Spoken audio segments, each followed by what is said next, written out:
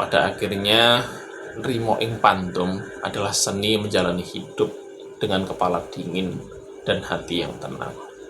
Ini bukan tentang malas, bukan tentang menyerah, dan bukan tentang hidup sekedarnya. Ini tentang berusaha, menerima, dan tetap melangkah. Filosofi ini membantu kita menghargai proses, bukan hanya hasil.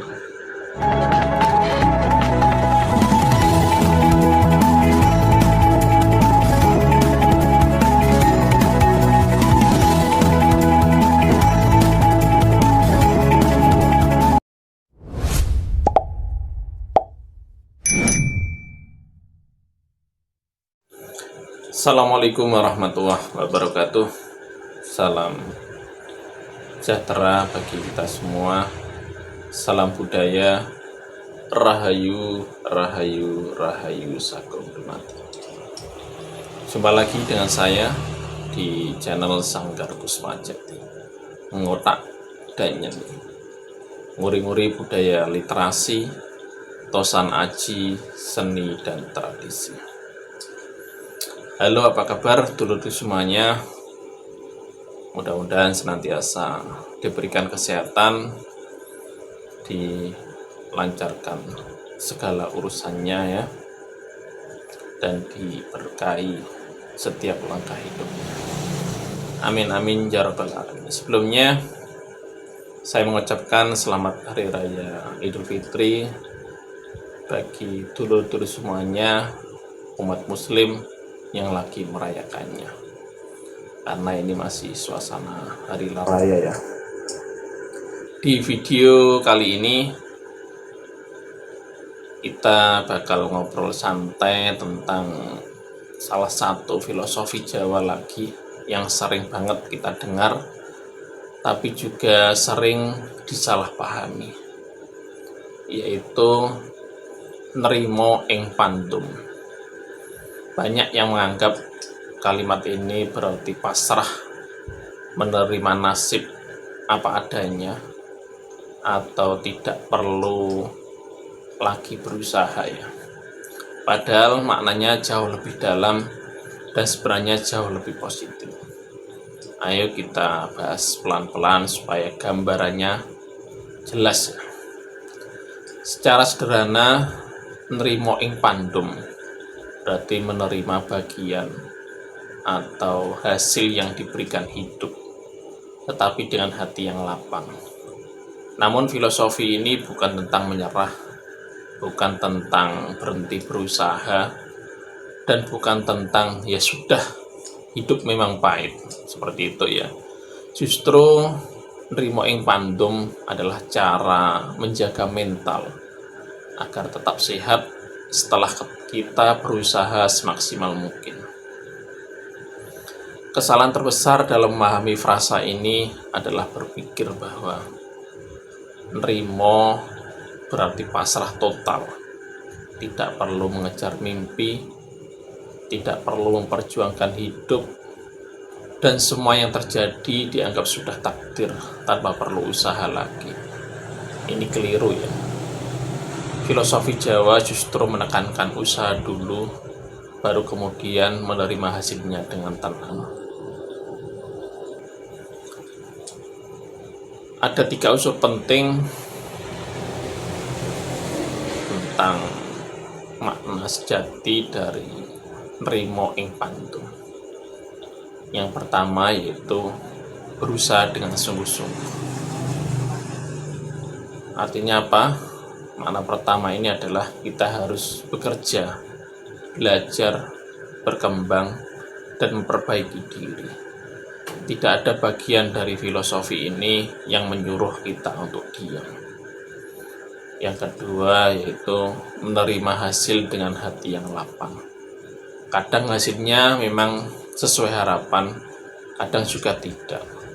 Kadang kita sudah berjuang keras, tapi bukan itu hasil yang datang. Nrimo ing pandum mengajarkan kita untuk tidak hancur oleh situasi, tidak tenggelam dalam kekecewaan, dan tidak menyalahkan dunia. Yang ketiga, tetap melanjutkan langkah. Ini yang paling penting. Menerima hasil bukan berarti berhenti. Justru setelah menerima, kita mengevaluasi, memperbaiki, dan bergerak lagi. Jadi nerimo ini bukan garis finish, tapi jeda untuk mengambil napas sebelum melangkah lagi. Contoh di kehidupan kita sehari-hari, misalnya dalam hal pekerjaan, bayangkan seseorang sudah melamar ke banyak tempat, belajar skill baru, latihan interview, tapi hasilnya belum diterima juga. Kalau memahami filosofi ini secara salah, dia akan bilang, ya sudah, mungkin nasibku memang begini. Tapi kalau memahami dengan benar, oke, sekarang belum berhasil, tapi aku masih bisa belajar lagi dan mencoba lagi. Itulah nrimo ing pandum, menerima kondisi tapi bergerak kembali ya. Yang kedua, dalam hal bisnis. Bisnis tidak selalu mulus. Ada masa ramai, ada masa sepi. Filosofi ini buat kita tetap tenang, tidak panik, sambil tetap mencari cara baru untuk berkembang. Yang ketiga, dalam hubungan dan keluarga. Tidak semua hubungan berjalan sesuai rencana. Tidak semua keluarga ideal. Nrimo ing pandum mengajarkan kita untuk menerima situasi yang tidak bisa kita kontrol tanpa mengabaikan usaha untuk memperbaiki. Yang keempat, dalam cobaan hidup. Setiap orang mengalami kegagalan, kehilangan, atau masa sulit. Filosofi ini membantu kita tetap kuat secara emosional tanpa kehilangan harapan. Lalu, apa relevansinya dalam kehidupan modern seperti ini? Kalau dipikir-pikir, filosofi ini mirip dengan konsep modern, seperti halnya stoikisme ya, yaitu fokus pada hal yang bisa kita kontrol, atau konsep growth mindset, belajar dari kegagalan, atau konsep juga emosional resilience atau bangkit setelah terjatuh. Meski berasal dari sebuah budaya, nilai yang dibawa sangat universal. Pada akhirnya, nrimo ing pandum adalah seni menjalani hidup dengan kepala dingin dan hati yang tenang. Ini bukan tentang malas, bukan tentang menyerah, dan bukan tentang hidup sekedarnya. Ini tentang berusaha, menerima, dan tetap melangkah. Filosofi ini membantu kita menghargai proses, bukan hanya hasil. Oke, kalau teman-teman dulur-dulur merasa obrolan ini bermanfaat, jangan lupa tekan tombol like ya.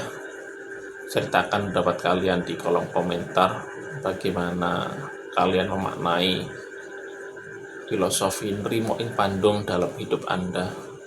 Dan jangan lupa subscribe supaya tidak ketinggalan konten-konten budaya lainnya.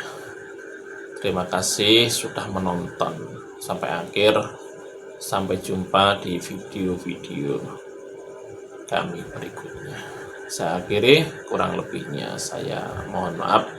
Assalamualaikum warahmatullahi wabarakatuh. Rahayu, rahayu, rahayu sakum umat.